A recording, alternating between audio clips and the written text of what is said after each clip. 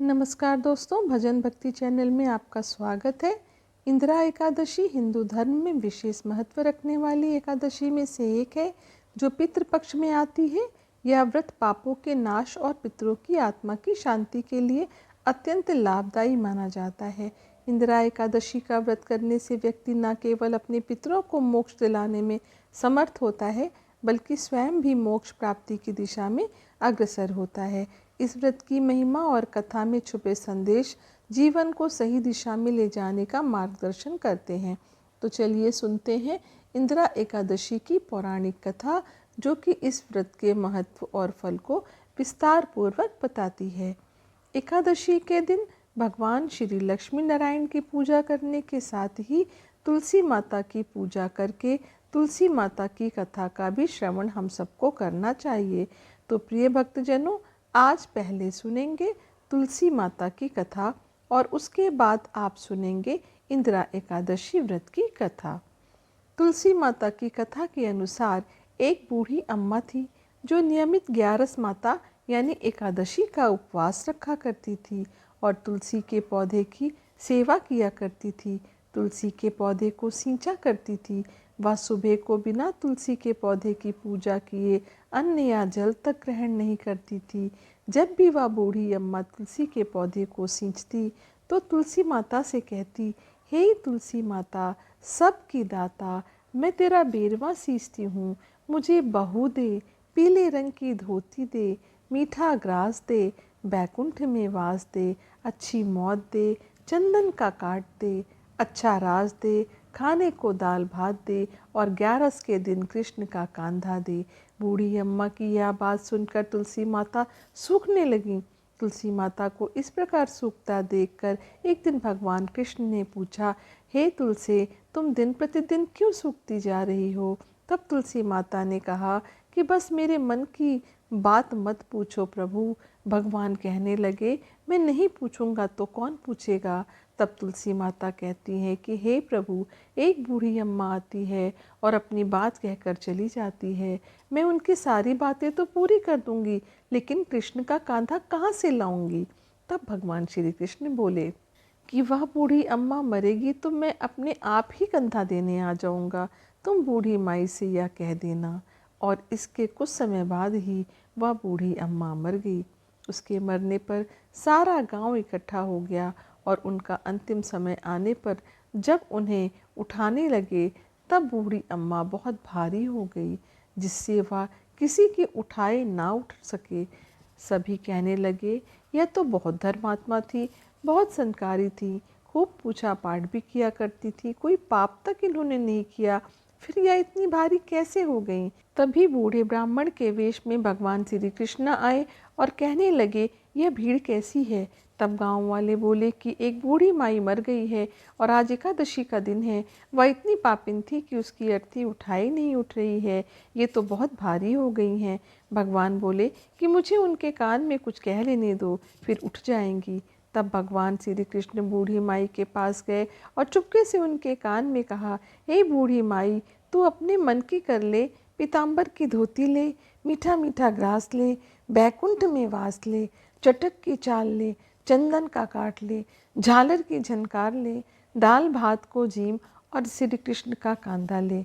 भगवान की सारी बातें सुनकर बूढ़ी अम्मा तो हल्की हो गई और तब भगवान श्री कृष्ण उन्हें अपने कंधे पर लेकर गए। इस प्रकार बूढ़ी अम्मा को मुक्ति मिल गई और वह बैकुंठ लोक को चली गई।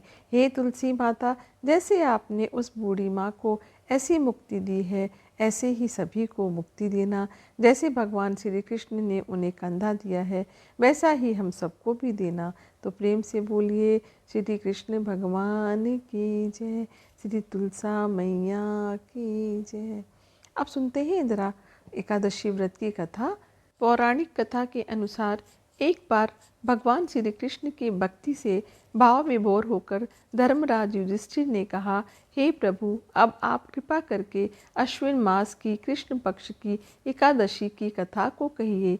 इस एकादशी का क्या नाम है और इसका व्रत करने से कौन सा फल मिलता है? कृपया आप इस विषय में विस्तार पूर्वक बताइए। तब भगवान कृष्ण ने कहा, हे धर्मराज, अश्विन माह के कृष्ण पक्ष की एकादशी का नाम इंदिरा है। इस एकादशी का व्रत करने से सभी पाप नष्ट हो जाते हैं, नरक में गए हुए पितरों का उद्धार हो जाता है। इस एकादशी की कथा के श्रवण मात्र से ही मनुष्य को अनंत फल की प्राप्ति होती है। मैं यह कथा सुनाता हूँ, अब तुम भी ध्यानपूर्वक सुनो। सतयुग में माहिष्मती नाम की नगरी में इंद्रसेन नाम का एक प्रतापी राजा राज्य करता था। वह पुत्र पौत्र धन धान आदि से परिपूर्ण था। उसके शत्रु सदैव उससे भयभीत रहा करते थे। एक दिन राजा अपनी राज्यसभा में सुखपूर्वक बैठा था, तभी देवर्षि नारद वहां पधारे। नारद जी को आया देख राजा आसन से उठे और प्रणाम करके उन्हें आसन दिया। तब महर्षि नारद ने कहा, हे राजन, आपके राज्य में सब सकुशल तो है ना? मैं आपके धर्मपरायणता देखकर अत्यंत प्रसन्न हूँ। राजा ने कहा, हे देवर्षि, आपकी कृपा से मेरे राज्य में सब कुशल पूर्वक है और आपकी कृपा से मेरे सभी यज्ञ कर्म आदि सफल हो गए हैं। महर्षि, अब आप कृपा करके यह बताइए कि आपका यहाँ आगमन किस उद्देश्य से हुआ।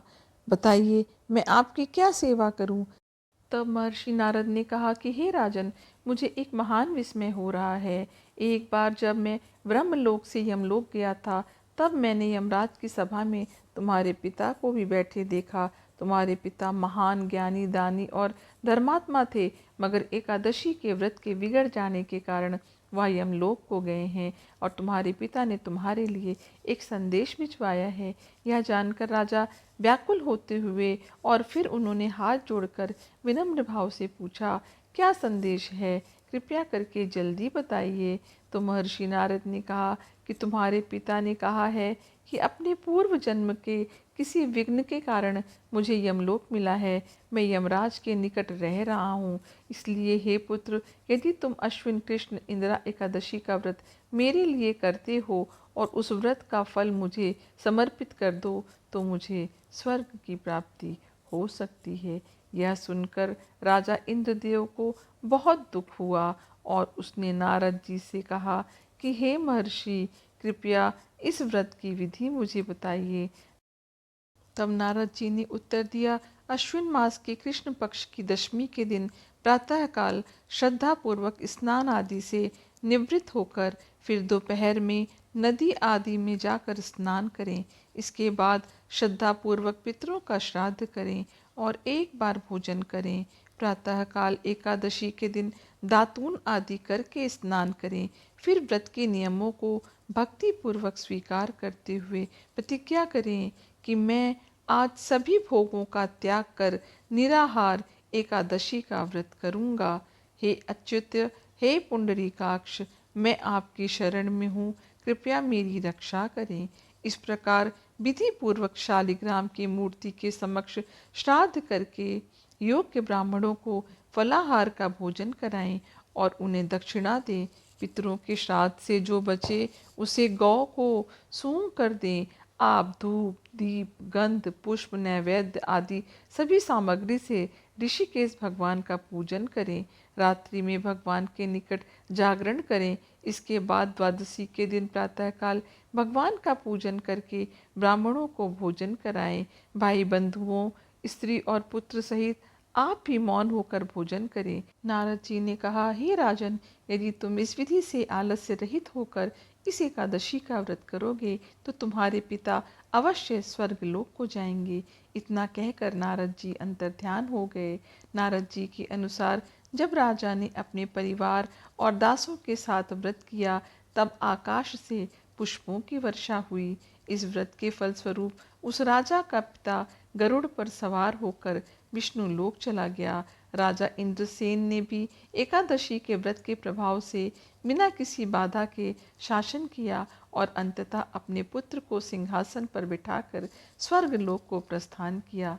इस व्रत का पाठ करने और सुनने से मनुष्य सभी पापों से मुक्त हो जाता है और विभिन्न भोगों का आनंद लेकर वैकुंठ की प्राप्ति करता है।